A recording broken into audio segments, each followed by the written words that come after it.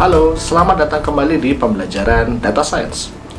Pada pembahasan kali ini, kita akan membahas tentang Supervised Learning.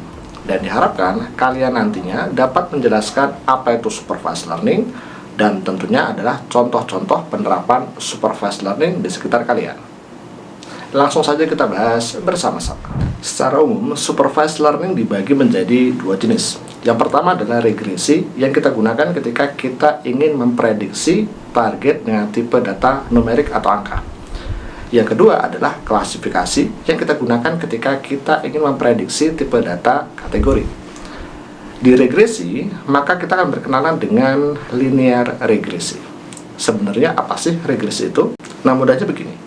Regresi adalah sebuah teknik mencari hubungan, pola, atau pattern antara X dengan Y. X adalah variabel independen dan Y adalah variabel dependen. Untuk variabel independen bisa lebih dari satu variabel dan dia bisa bertipe baik angka maupun kategori. Sementara untuk variabel dependen atau target, maka hanya bisa satu variabel saja dan dia harus bertipe numerik untuk regresi. Sebagai contoh, misalnya kita ingin memprediksi kolesterol berdasarkan tekanan darah, kadar gula, tinggi badan, dan lain sebagainya. Kita memprediksi harga rumah berdasarkan luas bangunan, luas tanah, lokasi, dan lain sebagainya. Dalam hal ini, target yang ingin kita prediksi bertipe data numerik atau angka. Di regresi, banyak sekali algoritma yang bisa kita pakai. Salah satunya adalah yang pasti linear regresi. Kemudian ada algoritma lain seperti regresi multilinear atau multiple regression, regresi polinomial, support vector regression, decision tree regression, dan random forest regression.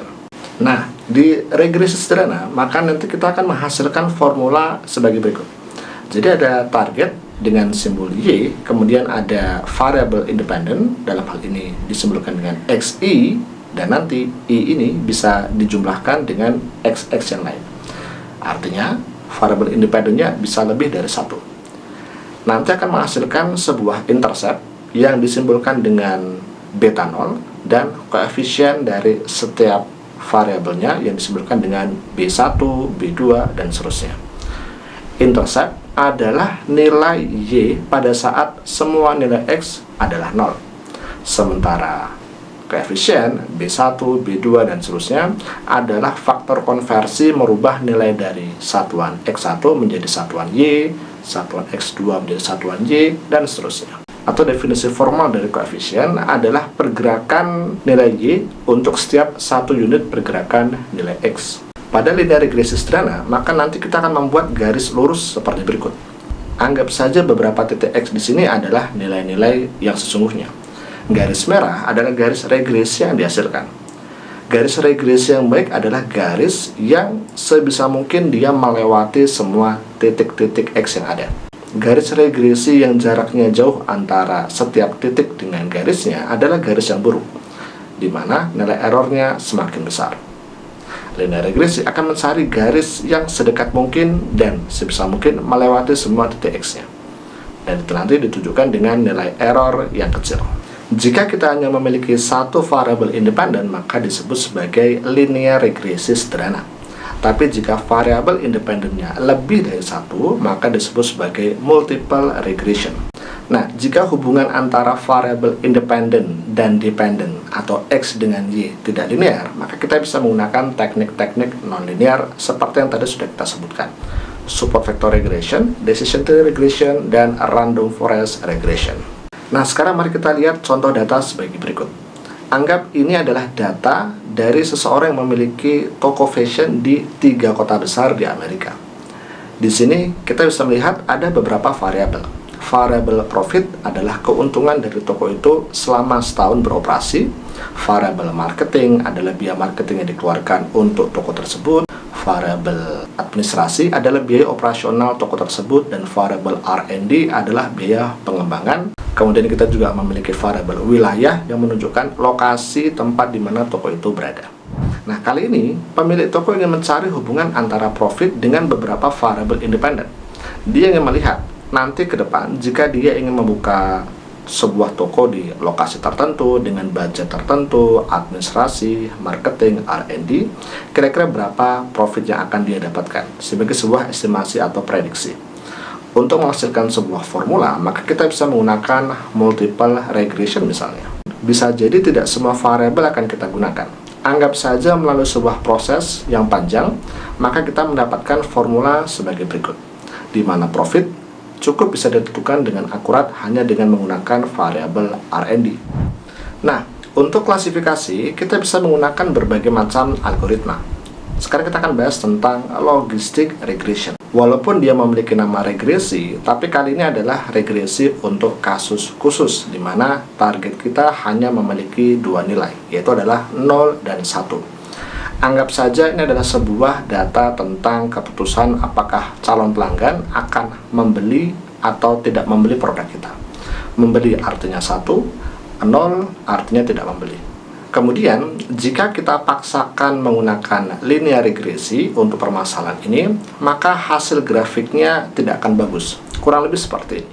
Maka nanti jarak atau selisih antara nilai Y yang sesungguhnya dengan nilai Y pada garis regresi akan sangat jauh, dan artinya errornya sangat besar. Untuk mengatasi masalah nilai error yang besar pada regresi di kasus ini, maka bentuk garis regresi dilakukan transformasi dengan menggunakan fungsi sigmoid, yang sebelumnya berbentuk garis lurus menjadi berbentuk kurang lebih seperti bentuk S. Yang dengan garis yang baru ini, maka kita bisa mengestimasi setidaknya mana yang menjadi nilai 1 dan mana yang menjadi nilai 0 pada variabel dependennya. Kemudian jika kita cermati dengan seksama, maka yang tadinya nilai Y bernilai 0 dan 1, sekarang berubah menjadi nilai probabilitas 0 dan 1. Untuk mendapatkan nilai prediksi dari logistik regresi, maka kita bisa melakukan mapping atau menarik nilai dari nilai di sumbu X, langsung tarik ke atas sampai menyentuh kurva S dari logistik regresi.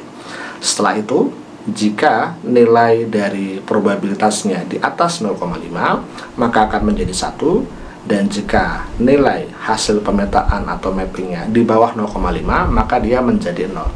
Simpelnya, kita bisa melakukan prediksi nilai 0 dan 1 dengan sebuah kurva sigmoid. Tentu saja ada beberapa data yang mungkin akan salah prediksi, dan itu adalah salah satu kelemahan dari logistic regression. Sekarang kita akan bahas algoritma lain yang disebut sebagai support vector machines. Nah, dalam konteks klasifikasi, maka cara kerja algoritma SVM ini agak sedikit unik. Anggap saja kita memiliki dua kategori merah dan kategori biru, atau kategori 1 dan 0, beli dan tidak, diabetes atau tidak diabetes, dan berbagai macam. Nah, SVM akan mencari dua titik yang saling berdekatan satu sama lain, di mana masing-masing titik ini mewakili kategorinya sendiri-sendiri. Dua titik ini disebut sebagai support vectors. Setelah kita menemukan dua titik ini, maka nanti algoritma ini akan mencari garis lurus antara keduanya, jarak, dan nanti di tengah-tengah garis tersebut kita buat sebuah garis yang tegak lurus terhadap garis jarak tadi. Garis pemisah ini yang berada di posisi tengah-tengah antara keduanya kita sebut sebagai hyperplane. Hyperplane adalah sebuah pembatas antara dua kategori. Semua data-data yang berada di sebelah kanan dari hyperplane akan menjadi kategori 1, sementara sebelah kirinya akan menjadi kategori yang satunya lagi. Jadi di SVM dia mengklasifikasikan kategori dengan cara membuat sebuah hyperplane, di mana hyperplane ini dihasilkan dari jarak antara dua support vectors. Support vectors adalah dua titik dari masing-masing kategori yang jaraknya paling dekat dibandingkan dengan titik-titik lainnya. Nah, sekarang kita akan bahas algoritma decision tree atau pohon keputusan. Algoritma ini melakukan prediksi dengan cara membuat sebuah pohon terbalik. Jadi akar berada di paling atas dan cabang hingga daun berada semakin ke bawah. Dari akar ini maka nanti akan bercabang-cabang lagi menjadi beberapa node, dan setiap node akan bercabang lagi menjadi beberapa node lagi sampai tidak bercabang lagi. Bagian dari decision tree yang tidak bercabang lagi disebut sebagai daun atau leaf. Pada decision tree kita harus memilih node yang tepat. Di bagian paling atas yang menjadi root node, maka harus dipilih variabel atau feature yang kalau dia dipilih maka sebisa mungkin akan menghasilkan decision tree yang sependek mungkin. Decision tree yang pendek artinya decision tree yang cabangnya tidak terlalu banyak, sehingga hanya cukup beberapa cabang saja dan dia langsung selesai. Kemudian dipastikan lagi, maka di setiap pembagian cabang tadi harus dihasilkan sebuah pure subset, sebuah cabang yang salah satu dari cabang tadi menghasilkan sebuah keputusan yang fix atau keputusan prediksi yang tepat. Nah, anggap saja kita menggunakan data yang sederhana. Di sini kita memiliki beberapa variabel, dan kolom yang berwarna kuning adalah target yang ingin kita prediksi. Ini adalah data kuesioner dari pelanggan permainan golf. Jadi pemilik permainan golf menanyakan kepada setiap customernya, sebagai contoh. Yang pertama, di kondisi sunny, outlooknya sunny, cerah, temperaturnya panas, hot, humidity atau kelembabannya tinggi, anginnya lemah, maka responden tersebut menyatakan tidak mau bermain. Sementara contoh kedua misalnya, sunny, cerah, suhunya panas, kelembaban tinggi, anginnya kencang, dia tidak mau bermain. Contoh yang ketiga adalah kondisinya berawan, cloudy, temperaturnya panas, hot, humidity kelembabannya tinggi, dan tidak terlalu berangin, maka dia memutuskan untuk bermain golf. Nah, dari 14 baris ini, maka kita akan menghitung nilai entropi terlebih dahulu untuk setiap feature atau setiap variabel. Setelah itu kita menghitung nilai gain. Di sini bisa dilihat, untuk bisa menghitung nilai entropi dari rumus sebelumnya, kita cukup melihat dari ke-14 baris di nilai targetnya, mana yang bernilai yes dan mana yang bernilai no. Nah, kita bisa melihat jumlah yang tidak mau bermain golf ada 4, sementara jumlah yang mau bermain golf ada 10. Totalnya ada 14. Formula dari entropi adalah penjumlahan dari minus P log 2P. P di sini dimasukkan saja nilai dari yang kategori tidak bermain dan sebelahnya ditambahkan dengan kategori yang bermain. Dalam konteks tidak bermain, maka nilainya adalah minus 4 dibagi 14. 4 adalah jumlah baris orang yang tidak bermain, 14 adalah total barisnya, dikali dengan log 2 dari P itu sendiri, 4 bagi 14. Ditambahkan dengan konteks orang memilih bermain, yaitu adalah P-nya 10 bagi 14, 10 orang bermain, dan 14 total barisnya, dikali log 2 dari P-nya adalah 10 bagi 14. Itu adalah nilai entropi total. Lalu bagaimana dengan nilai entropi outlook? Maka kita lihat outlook di sini memiliki 3 kategori, yaitu adalah sunny, cloudy, dan rainy. Sama dengan perhitungan tadi, maka nilai entropinya adalah penjumlahan dari konteks tidak bermain dan konteks bermain. Sebagai contoh misalnya, pada saat kita menghitung entropi cloudy, maka jumlah tidak bermain adalah 0 baris dibagi dengan 4. 4 adalah total baris yang menyatakan dia cloudy, ditambahkan dengan 4 dibagi 4 yang menyatakan bermain ada 4 orang, dari total cloudy adalah 4. Tenang saja, hasil perhitungan dari setiap entropi sudah ada di pemaparan kali ini. Nah, kemudian hasil perhitungan dari entropi total, entropi masing-masing feature, ya, kita rekap menjadi satu dan kita bisa menghitung nilai gainnya dengan menggunakan formula yang sudah ada sebelumnya. Maka kita bisa melihat dari beberapa feature yang ada, mana feature yang memiliki nilai gain paling tinggi. Dan di sini kita bisa melihat bahwa humidity dia memiliki skor gain tertinggi. Maka feature humidity ini akan menempati posisi paling atas dalam decision tree. Dia akan menduduki sebagai root node atau akarnya. Nah, jika kita buat decision tree-nya, maka hasilnya kurang lebih tampak sebagai berikut. Dengan root node humidity, maka kita bisa menghasilkan pure subset. Adalah sebuah cabang di mana salah satunya yang menjadi pure subset akan menghasilkan keputusan yang 100% akurat. Di sini, ketika nilai humidity-nya adalah normal, maka 100% mereka semua akan mau bermain golf. Nah, di sini ketika nilai humidity-nya adalah high, maka terpecah menjadi dua. Ada beberapa yang mau bermain golf dan ada beberapa yang tidak. Nah, pertanyaan selanjutnya adalah feature mana yang layak menduduki posisi decision node hasil dari percabangan humidity yang bernilai high. Maka kita mengulang proses sebelumnya. Kita harus kembali menghitung entropi total, entropi setiap feature, dan di situ kita juga menghitung lagi mana dari feature yang tersisa nilai gain yang paling tinggi.